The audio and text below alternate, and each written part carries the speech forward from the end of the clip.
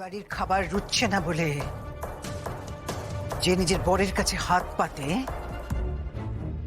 তার অমন নোলার মুখে আগুন।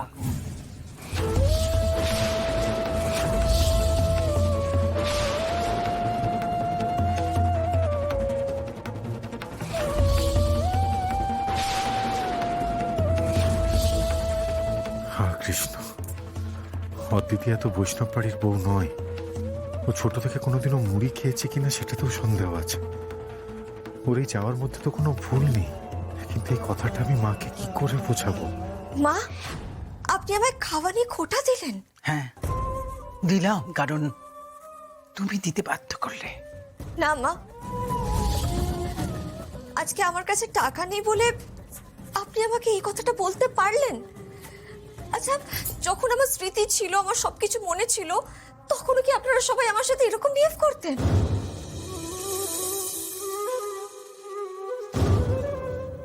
রূপ এরকম অবাধ্য ছিলই না। কেন? কেমন ছিল সে? জি জি, বাই প্রফেশন রূপ মানে আমি কি করতাম? কি আবার করতে? ঘরের কাজ করতে। ও, আই সি। তার মানে আমি আপনাদের উপরে ডিপেন্ডেন্ট ছিলাম।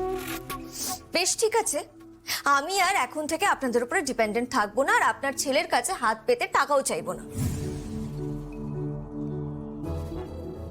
আমি চাকরি করব।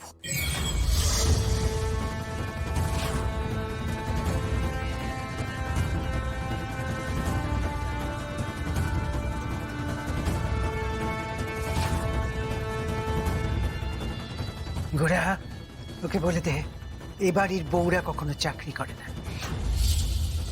কেন? চাকরি করা কি খারাপ নাকি?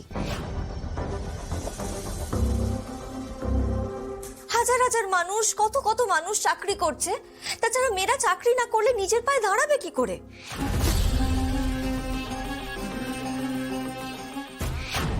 আমি আর আপনার ছেলের কাছে হাত পাততে পারবো না, আমাকে চাকরিটা করতেই হবে।